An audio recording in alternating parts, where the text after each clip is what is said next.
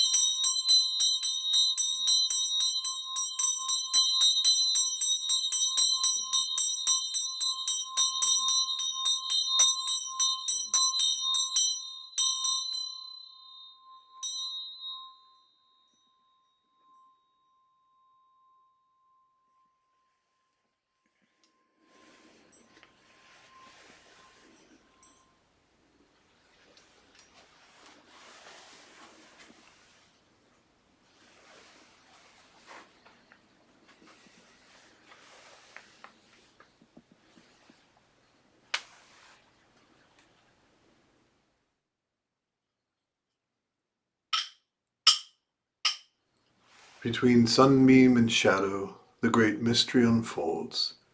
Make life your treasure.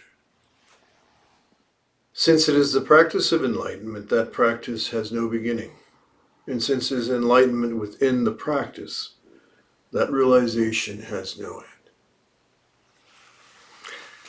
Welcome everyone to our evening meditation. As I mentioned last week, we are in the season of Sagaki, the season of the hungry ghosts, the liminal period. Tonight what I'd like to do is talk about two things. One, I'd like to talk about, some of you may have seen at the opening at our altar, I'd like to talk about the great Bodhisattva of this period.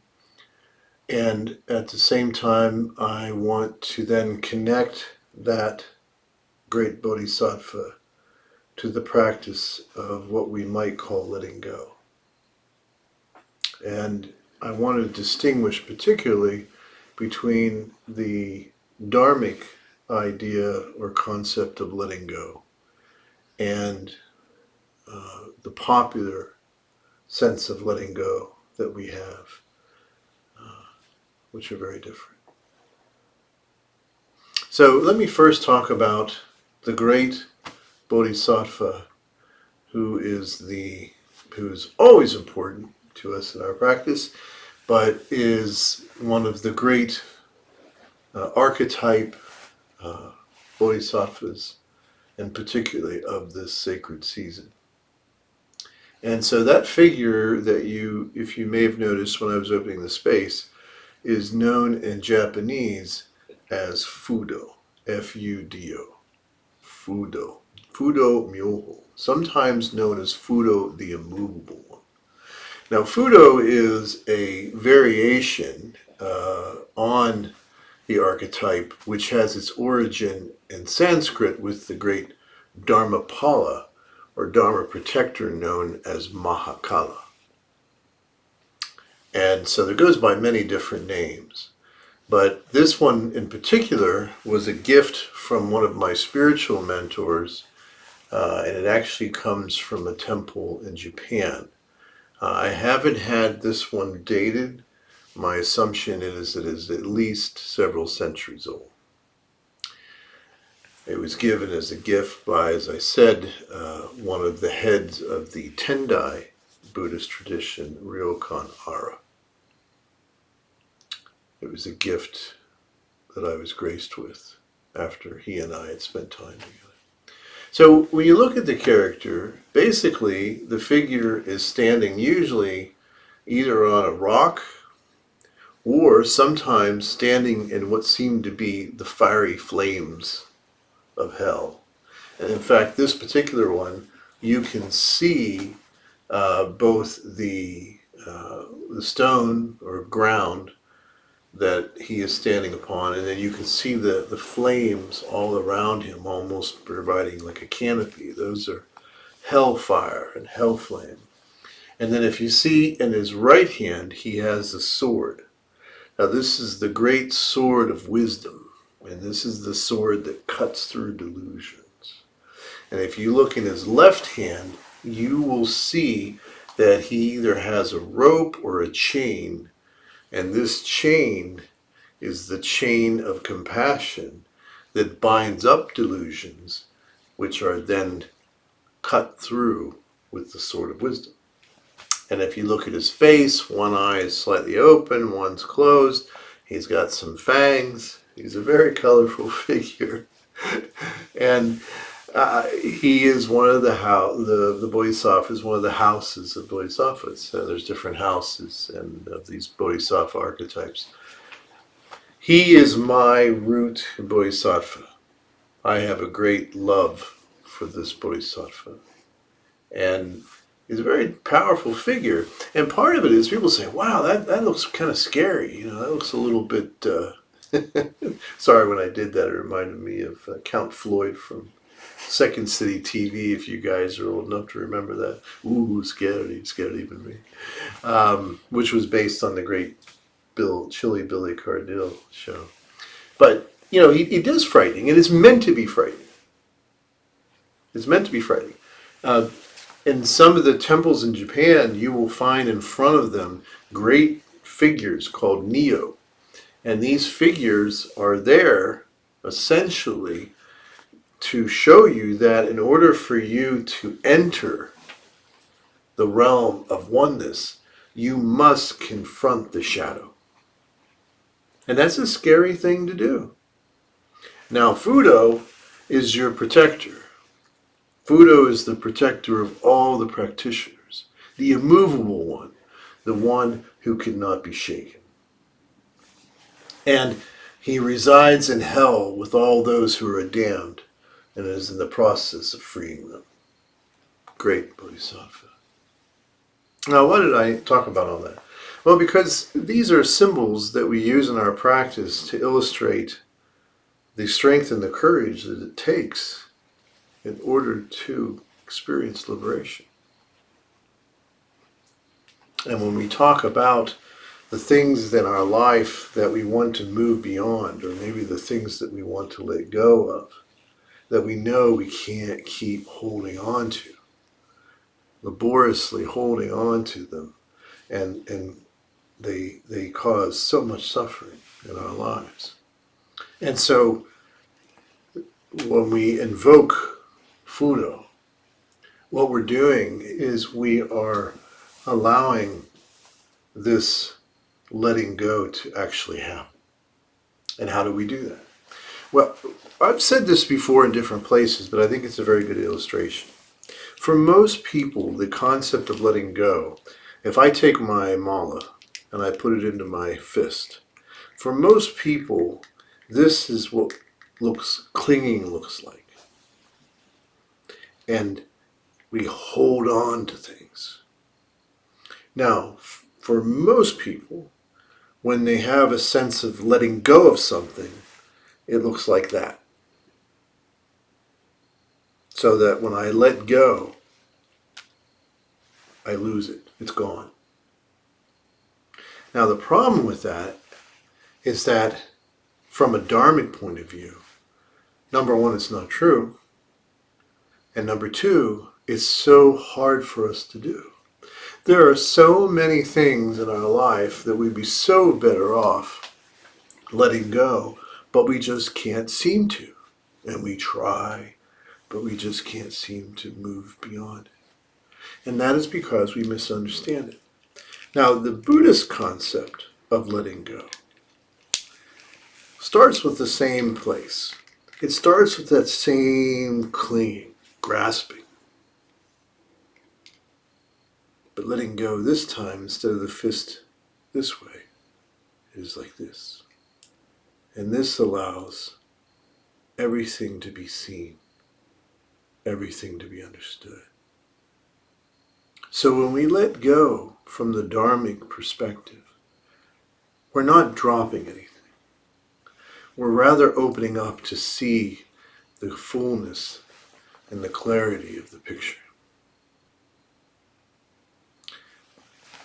Now, how can I illustrate this? Well, perhaps there's a relationship that I'm involved in, and I see that that relationship is naturally changing. And so I want to hold on to that relationship, and I want it to stay the way that it's always been. But if I do that and I grasp and I'm, clinging to that, then what happens is, if I don't allow the other player in this relationship to unfold as they will naturally, then what can happen is that there will be a loss, not just a letting go, but a loss. And I may think that I'm holding on to it, but there's nothing there anymore. And so when a relationship goes through natural changes, like everything else in the universe, we have to learn to flow with that. And the way that we can do this is by learning to let go by opening the palm of thought, so that we can see everything that's going on. And we can examine our thoughts and our beliefs that may be preventing this relationship from moving even to new and deeper levels of intimacy. And that's what's so important, that we learn to let go. But letting go doesn't mean dropping.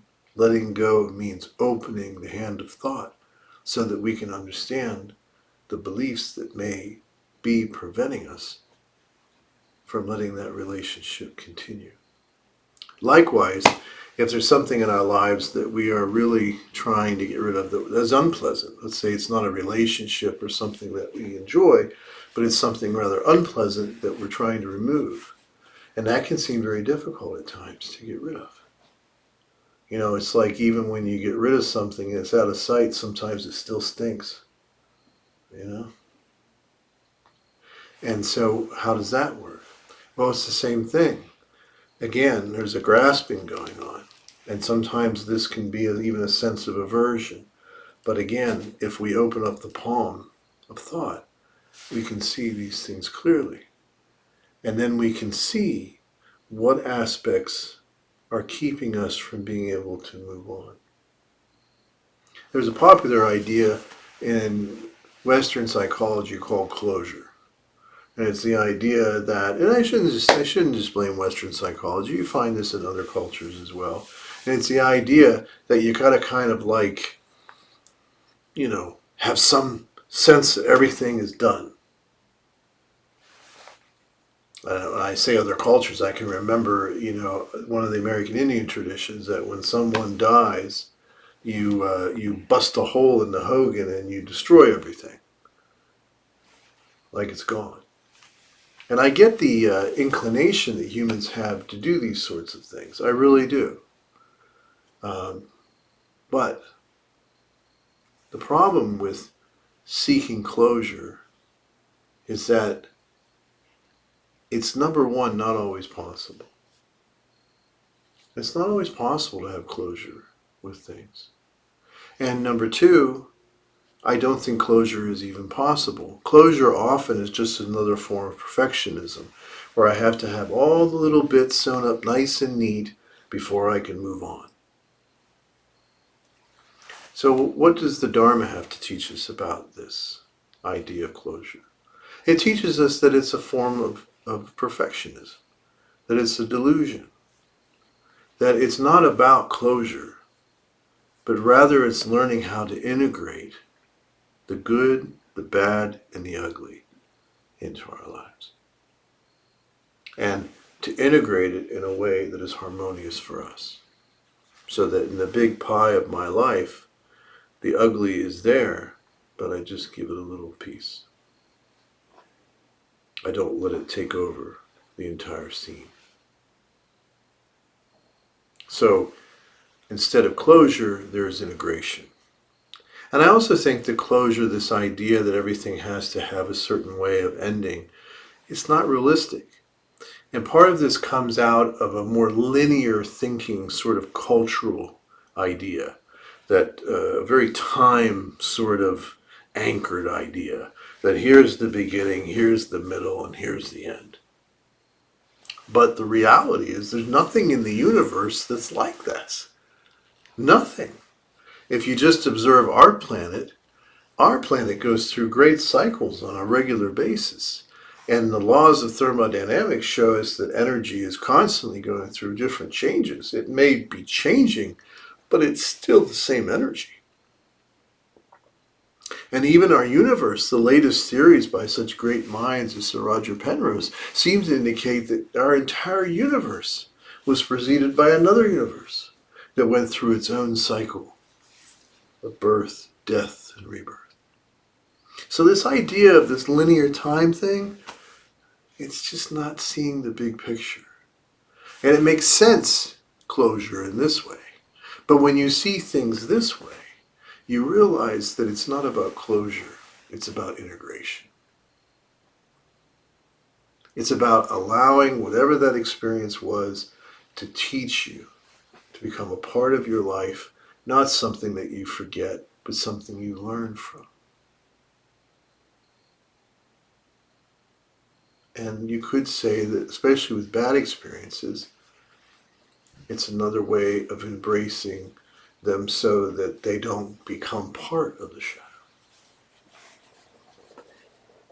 And so when I am faced with some great challenge and some great change, I look upon the great Bodhisattva, Fudo. I chant his name, which we're going to chant tonight. And I hold that sword of wisdom close to my breast, and I know that no matter what I encounter, that with the wisdom of the Dharma and the creativity of compassion, I will be free. So, as you look upon the great Bodhisattva Fudo, remember, all these external images, they are reflections of your true nature, what is already within you, a source of connection, courage, compassion, and creativity.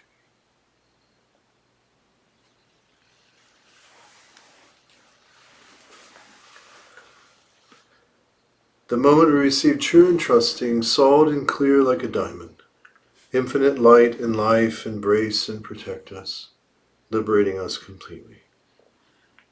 Let us say together the 4 immeasurable vows. Sentient beings are numberless, I vow to liberate them. Delusions are endless, I vow to end them.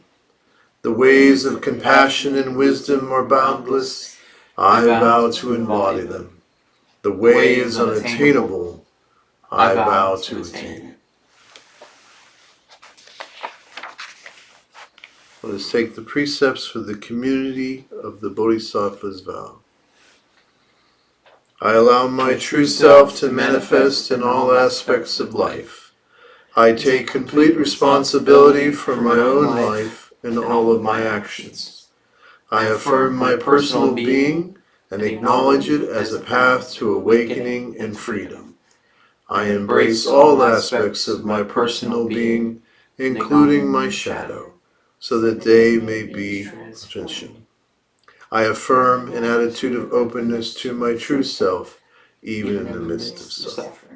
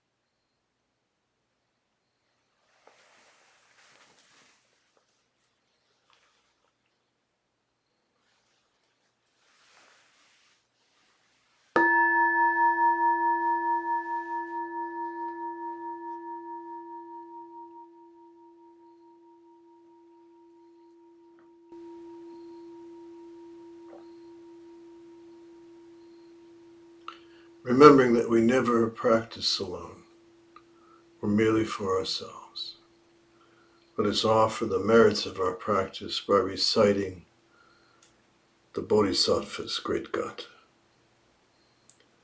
We dedicate this practice to the welfare of all beings throughout all space and time. May it be so. Namo. Namo. Namo.